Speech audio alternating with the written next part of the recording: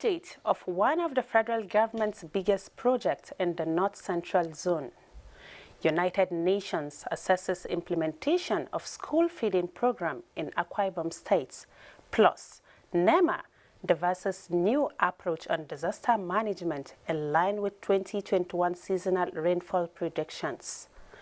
It's my pleasure to welcome you on this edition of the Correspondents. It promises to be exciting and interesting as always. I am Amina Baba Suleiman, and thanks for joining us. Let's begin with the update on Loco Weto Bridge in Nasarawa, Benue State axis. The construction of the 22-kilometer Loco Weto Bridge across River Benue by the federal government has continued to receive positive reactions from the host communities and travelers. Correspondent Joshua Kibo, who recently visited the project, reports that the bridge, which is already being put in use, is more than 90% completion. Awarded in 2011 with an initial completion period of 48 months, the contract was, however, reviewed to reflect environmental and economic realities. The project has seen the federal government commit more than 60 billion naira with an extended completion target of November 2021. Representative of the site engineer Simon Audu puts the extent of completion at 91.38%. We have two bridges. The one behind me is the one in the northern part. That one is 1,835 meters long. It has 23 spans. The second one is the one on the southern part, just ahead of us, is 220 meters long, and it has 4 spans. This bridge, apart from generating economic growth, it will advance social cohesion among the people. This motorist and commuter said has eased movement between the southeast, Benue and the Federal Capital Territory by reducing travel time by more than half. The bridge, I think, is the best. I really appreciate the ROCC. They have done a great thing in this road. From here to Tukpo is just 100 hours from the bridge. I commend them for this very bridge. They've done a powerful job here.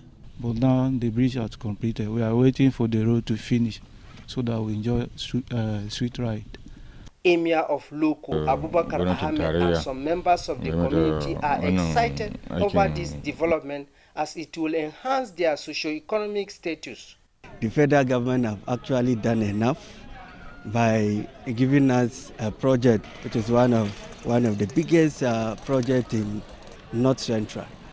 Meanwhile, the 106-kilometer adjoining road from the Benue State Wing has been completed, while work on the 74-kilometer road on the Nasarawa State axis has picked up, having been re-awarded and expected to be completed before the deadline of November this year. Oh yes, Joshua. Socio-economic lives of the people will actually receive a boost when the road is completed.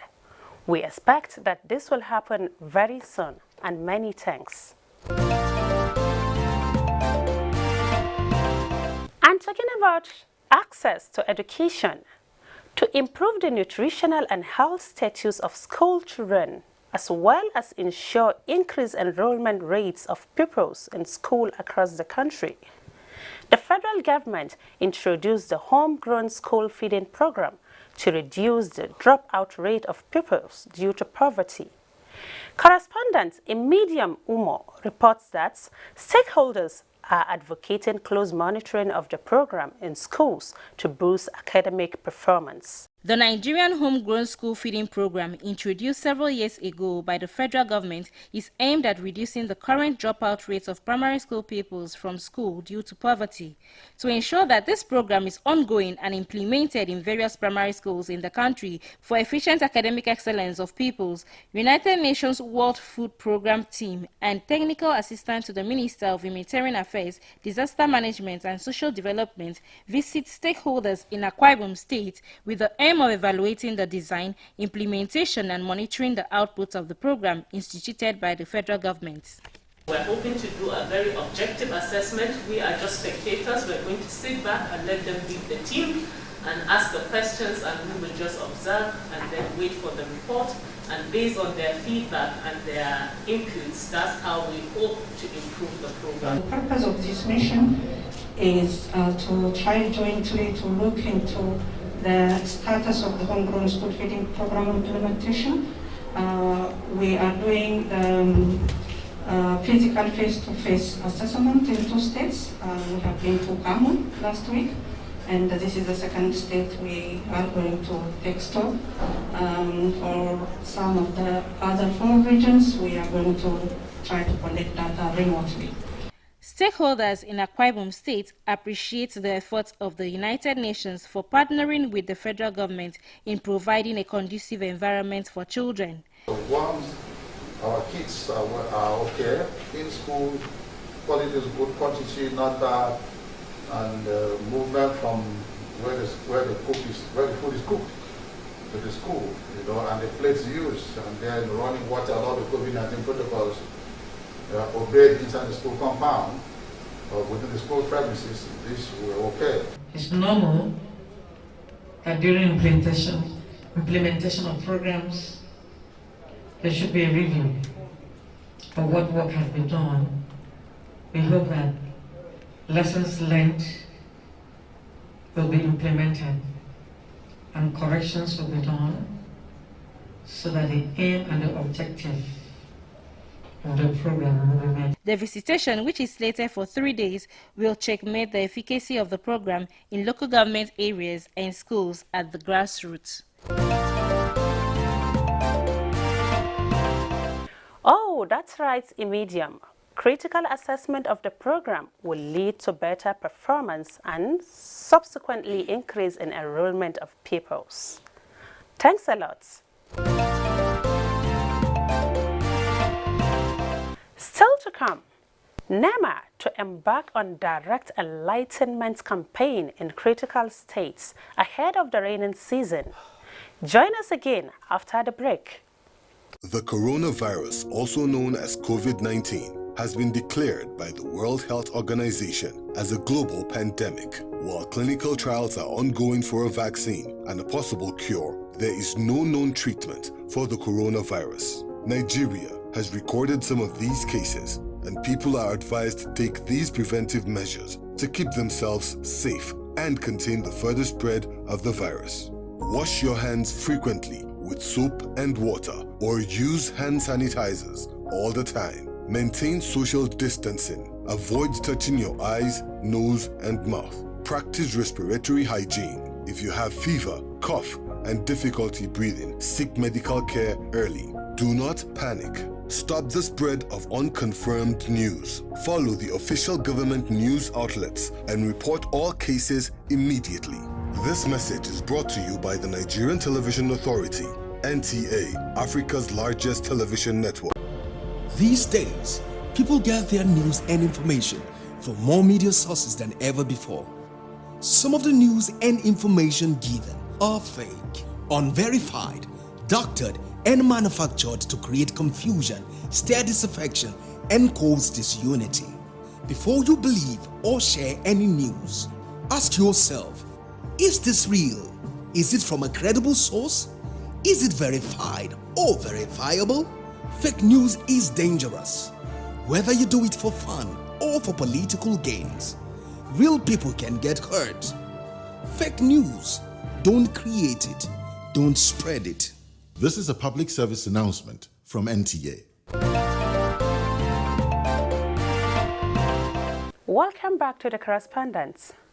As the rainy season approaches, the National Emergency Management Agency, NEMA, is devising ways of reaching vulnerable communities through early warning messages to enable them to take proactive risk reduction actions.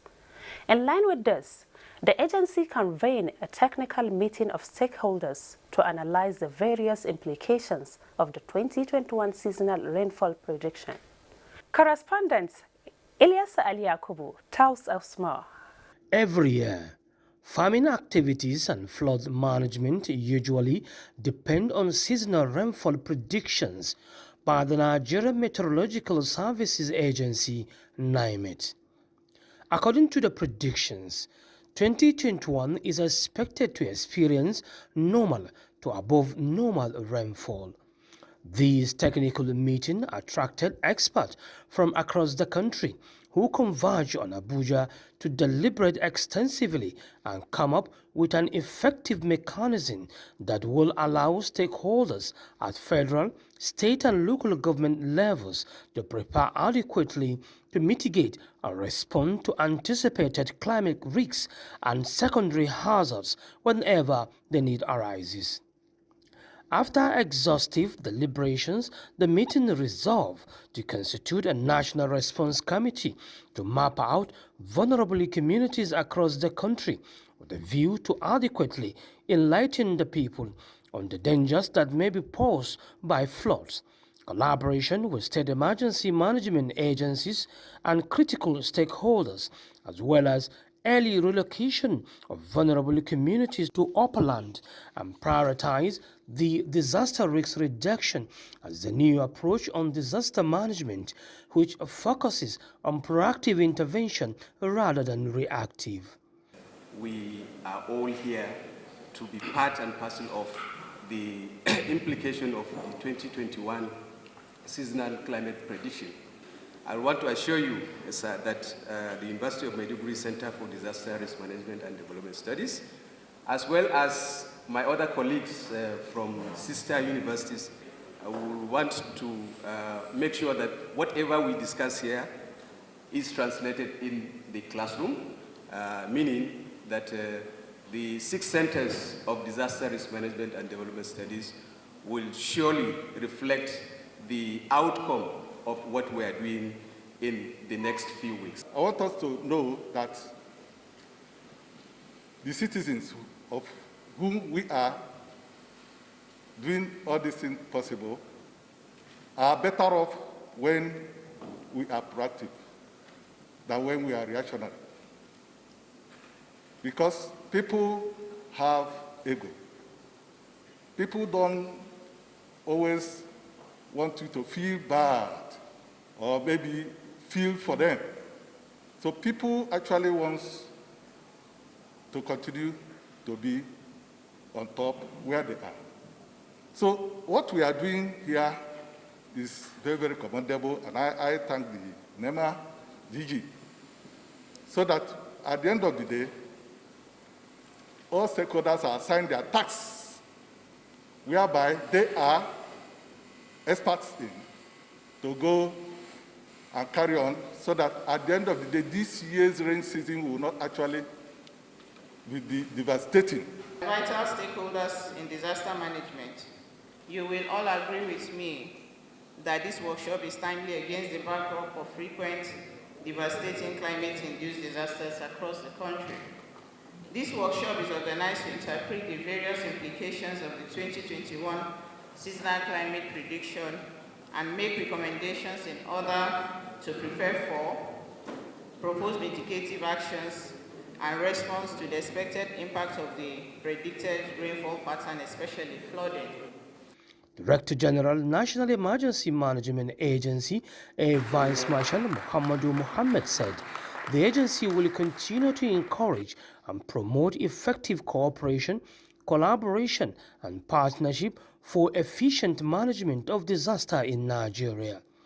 This gathering has become more relevant considering our past experiences of unprecedented flood and other disasters that had affected several states of Nigeria and wreaked havoc on communities and drastically affected our collective disaster resilience. The impact of these hazards on lives, properties, and environment depends on the country's level of preparedness, which is to a large extent relies on efficient early warning systems which stimulate early action mechanisms. I am convinced that the articulated early warning messages which will be developed developed in collaboration with the stakeholders here, will help to prepare state chief executives, state emergency management agencies, local emergency management committees, and others to take necessary proactive actions required to facilitate risk reduction in their communities. The meeting also tasked the Centers for Disaster Risk Management of the various universities to come up with far-reaching strategies through research that will further reduce the risks of the perennial flooding in the country. And to discuss more on the 2021 rainfall predictions in Nigeria is NTA's disaster correspondent, Ilyasu Ali Yakubu. You're welcome to the program, Ilyasu. Thank you very much. When you talk about 2021 rain forecast, what should Nigerians, especially farmers, expect? Well, first and foremost, let's look at what the 2021 prediction says, which is normal to above normal rainfall. So to that extent, I think there is no significant threats, to farmers. And farmers naturally, will look at this kind of predictions as something excellent to them, because their expectation will be rains and more rains. But when it gets to excessive level, that is when where we begin to have problems of maybe washing away of farmlands and what have you, just as it happens in 2018, where about more than 200,000 farmlands were said to have been washed away, by flood disaster in 2018. But thank God the federal government has actually intervened, else we would have been talking of food scarcity in the country. But by and large, the farmers certainly are happy with the predictions, more so that there is no significant threat, like I said earlier. Okay, Ilyasu, the National Emergency Management NEMA is to map out vulnerable communities in response of the predictions. What are the agency plans in this regard? Yes, thank you very much. One of the plans was this technical stakeholders meeting that was convened by the agency, whereby stakeholders from across the country converge, to analyze the predictions. Of course, the agency had inaugurated a National Response Committee who are built to visit some of the flood-prone areas, to identify some of the problems and with a view to, solving them. Of course, the response committee are expected, to meet with the state governments and some of the vulnerable communities in order to educate them on the need, to evacuate those areas before the rains properly, commence in those areas. Okay. How prepared are communities to respond to the expected impact of the predicted rainfall pattern, especially in addressing the issue of flooding? Yes, I must say that flood-prone areas, or rather communities in flood-prone areas, are highly, educated on the need, to take precautions when it comes to flooding, because for quite some time, these people have been, suffering from this menace, almost on every year. And of course, based on the messages, the National Emergency Management Agency and other stakeholders have been putting across, the people in those flood-prone areas are seriously aware, of the danger, posed by some of these disasters. So, by and large, the people are aware of the danger. The people know what they've been experiencing. So, as it is today, the moment immediately after these predictions, or rather the analysis by NEMA, and of course, every every advice that may be put across to these people certainly will be taken in good faith. Okay, lastly, what is your advice to communities living in flood-prone areas to avoid mistake of the past? Yes, like I just mentioned right away. My advice will be that they should do the needful at all times, because they know what they've been suffering, they know how much they have lost in terms of property and lives and what have you. So the immediate thing to do right away is to evacuate those flood-prone areas immediately before, you know, it comes hardly on them. When you said evacuating people from the area, what if the people refuse to leave? You know, some people are so attached to where they are from the beginning and so on. Well, I must say that that idea of my father's land, you know, is no longer obtainable this time around, because the people, you know, have directly, you know, felt the impact of the disaster. So anything you tell them now, certainly they succumb to it. So the issue of my father's land does no longer exist in those communities. I'm a living witness. I've actually been going around, you know, with some of the stakeholders, you know, to see the level of impact, you know, to those people. And of course, from the responses I got from some of these people, it will tell you that the idea of my father's land is no longer existing. Thank you so much, Ilyasu, and many thanks for being part of the Correspondents this week. We will see you again soon as the raining season approaches. Thank you very much. Hope you enjoyed the Correspondents this week. Let's do it again next week, same time, on another edition. Thanks so much for your time. You can as well follow us on our Twitter handle, FUOLUA NTA hashtag NTA Correspondents. And yes, don't forget to use the hashtag NTA Correspondents whenever you make a comment or ask a question. And a quick reminder that COVID-19 is very much around us. Continue to abide by the government regulations and safety protocols, and more importantly, wear your face masks properly. Take responsibility and stay safe. See you again next week, same time.